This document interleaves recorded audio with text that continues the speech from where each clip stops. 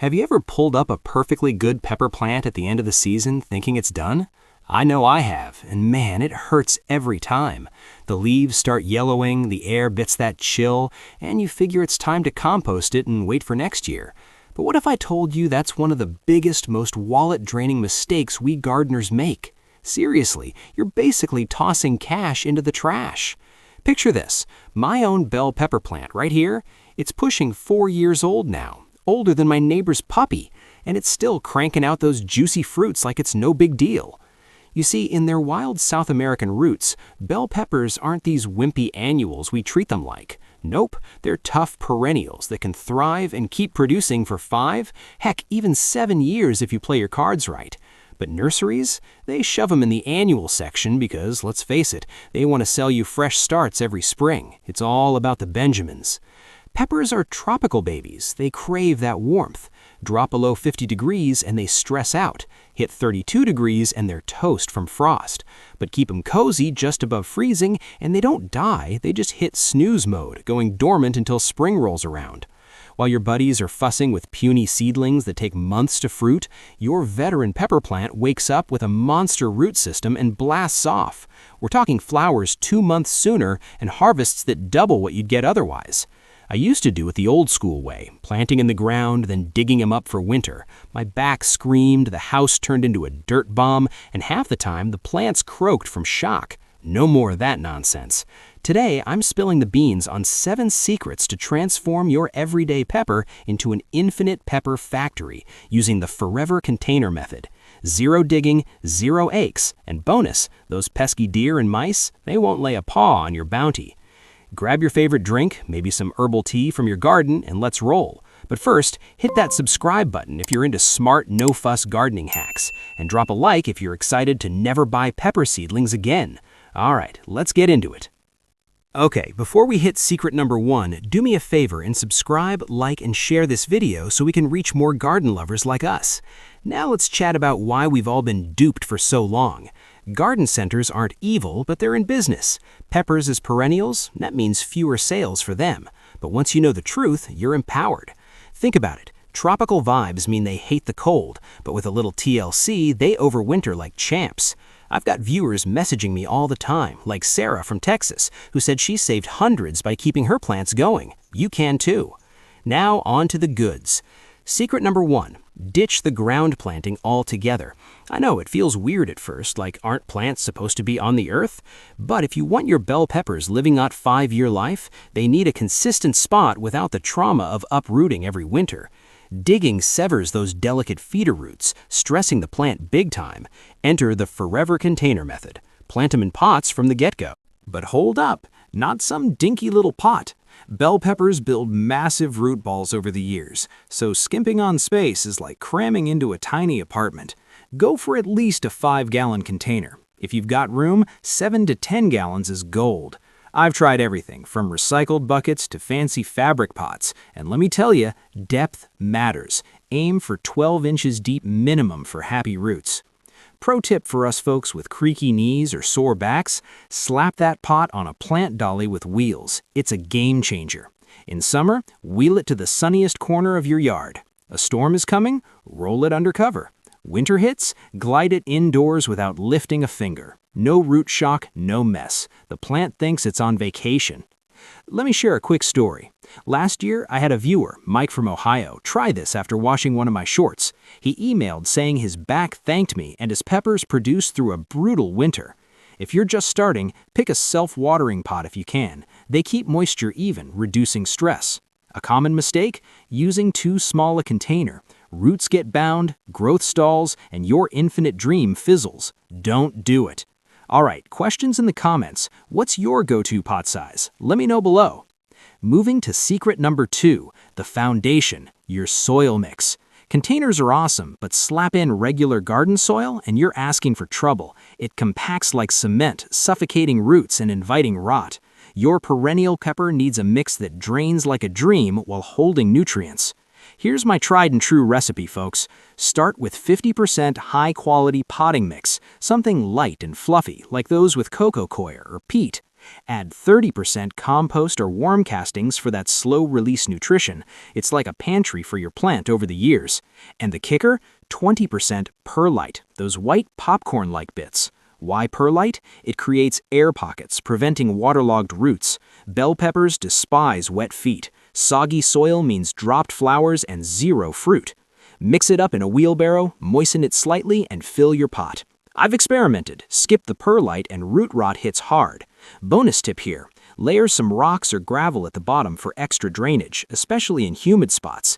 And if you're organic like me, toss in some mycorrhizal fungi to boost root health. Science bit. This mix mimics their native soil, keeping pH around 6 to 7 for optimal uptake. Ever had yellow leaves? Often poor soil. Fix this and your plant thrives forever.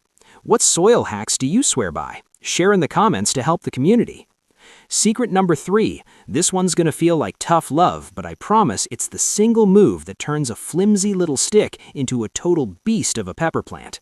When your seedling reaches about 6 to 8 inches tall with a nice set of true leaves, take a deep breath, grab your sharpest, cleanest shears, and chop the top right off.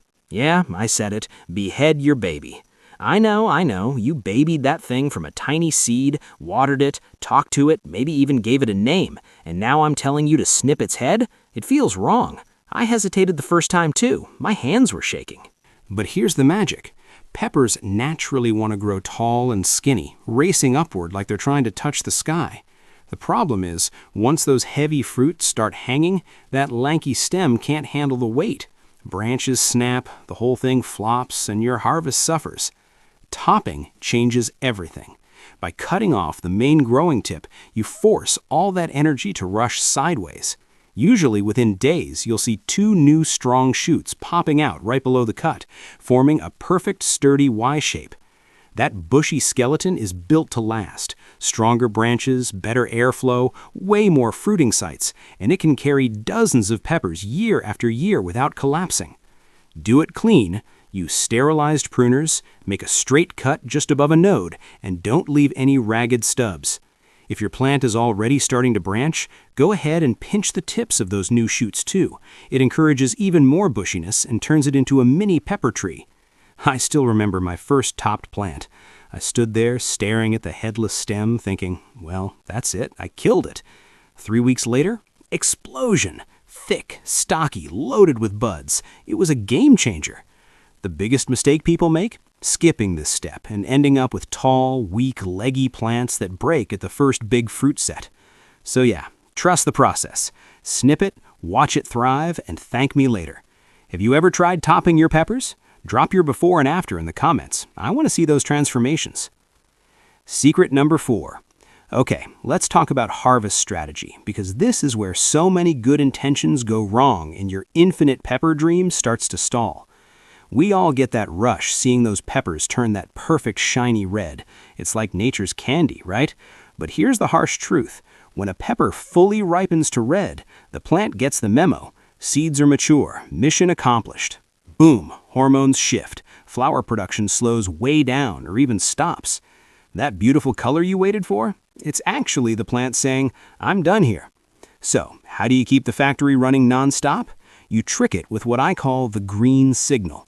Harvest about 50 to 70% of your peppers when they're full-sized, glossy, and firm, but still green. That tells the plant, hey, something went wrong, no mature seeds, better make more flowers quick. And it does. New blooms pop almost immediately, wave after wave, keeping you in peppers all season long. My personal rule? I pick the greens for everyday cooking. Stir-fries, fajitas, grilling, roasting. Those crisp, slightly bitter greens are honestly my favorite for savory dishes. Then I leave just 30% or so on the plant to ripen fully red for fresh salads, stuffing, or that sweet summer crunch. It's the perfect balance, keeps the plant confused, productive, and happy. Quick story. One of our SproutCycle fam, Lisa, down in California, was getting maybe 15 peppers total per plant before. She started this green harvest trick last summer and doubled, seriously, over 30 peppers from the same plants. She was blown away. Biggest mistake to dodge? Waiting too long. If you let every single pepper go red, the plant thinks its job is over and basically retires early. You'll get one big flush and then crickets. Pro tips for the win: always harvest in the morning when they're coolest and crispest. Tastes better, stores longer. Use sharp scissors or pruners instead of yanking. Twisting damages the stem and invites disease. Small moves, huge differences. Trust me, once you start harvesting green on purpose, you'll never go back. Your plants stay in production mode like little pepper machines. Have you tried picking early to boost yield? Drop your experience in the comments. I love hearing how it worked for you. If you're loving these hacks and want more no-dig, infinite harvest tricks straight to your garden without the newbie mistakes I used to make, hit that subscribe button real quick and join the SproutCycle fam. Turn on notifications too so you never miss the next one. Trust me, your peppers will thank you. Let's keep growing together. Secret number 5. All right, let's get real for a second. This one's about protecting your precious pepper plants from the furry thieves that can wipe out years of work in one night. Picture this: you go to bed with a beautiful, loaded pepper tree. Wake up to bare sticks and heartbreak. Deer, groundhogs, rabbits, even mice, they don't mess around. One of our SproutCycle viewers, Jake from up north, messaged me in tears after deer demolished his 7-year-old plants overnight. 7 years, gone in hours. That kind of loss sticks with you. The beautiful thing about our forever container method: we've got a secret weapon built right in: elevation. By keeping your pots up on a porch, balcony, raised deck, or even a sturdy table, you create a natural no-go zone for most critters. Deer are surprisingly lazy. They hate climbing stairs, jumping onto narrow railings, or venturing close to houses where humans and dogs hang out. Mice and rabbits, they're even more hesitant to cross open, exposed patios with no cover.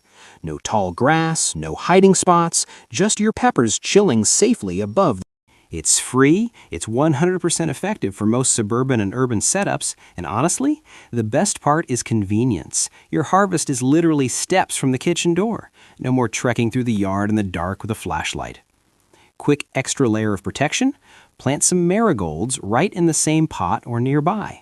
Their strong scent naturally repels aphids, whiteflies, and other bugs. Plus, they look pretty and attract pollinators. Win-win. Biggest mistake I see? Still planting in the ground thinking a cheap fence will do the job. Spoiler: deer laugh at 4-foot fences and rodents tunnel right under. With containers and elevation, you skip all that drama and stress. Peace of mind every single day. If you've ever had a critter raid, tell me your horror story in the comments. I feel your pain, and this method has saved so many gardeners. Your turn. Secret number 6. Now let's talk about feeding your plants for the long game, because perennials like these bell peppers aren't sprinters, they're marathon runners. They need steady, smart fuel year after year, not a big nitrogen blast that gives you a jungle of leaves and 0 peppers. The biggest trap? Dumping high nitrogen fertilizer everywhere. Sure, it pumps out gorgeous green foliage early on, but too much N and your plant turns into a bushy green monster with hardly any flowers or fruit. We've all seen it. Looks impressive, but the harvest? Disappointing. My go-to secret for keeping them thriving long-term? Monthly Epsom salt treatments. Epsom salt is magnesium sulfate, and peppers absolutely crave that magnesium. It supercharges photosynthesis, strengthens cell walls, boosts nutrient uptake, and helps crank out more blooms and better fruit. Just dissolve 1 tablespoon per gallon of water, easy peasy. I alternate between root soaks, for it right around the base, and foliar sprays, mist the leaves on a cloudy day or evening to avoid burn. Do this once a month during the growing season, and even lightly in winter if they're semi-active indoors.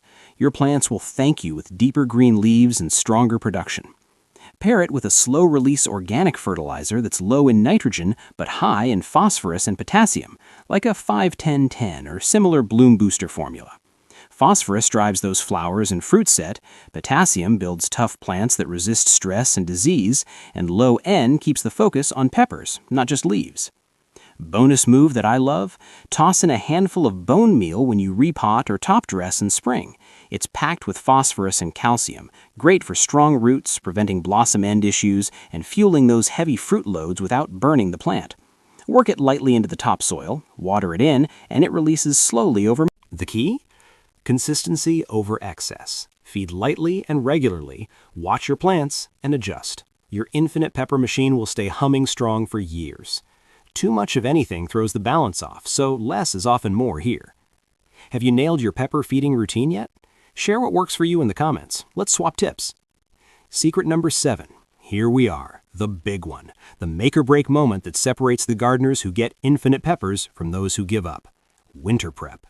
This is where most people lose the battle, but with our forever container method, it's actually pretty straightforward and low stress. As soon as night temps start dipping consistently to 50 degrees Fahrenheit or below, it's time for the great indoor migration. No dramatic digging, no root trauma, just roll that pot right inside. 3 simple steps and you're golden. Step 1. Pest Patrol. Before anything moves indoors, do a thorough security check. Aphids, spider mites, whiteflies, those sneaky little jerks love to hitch a ride.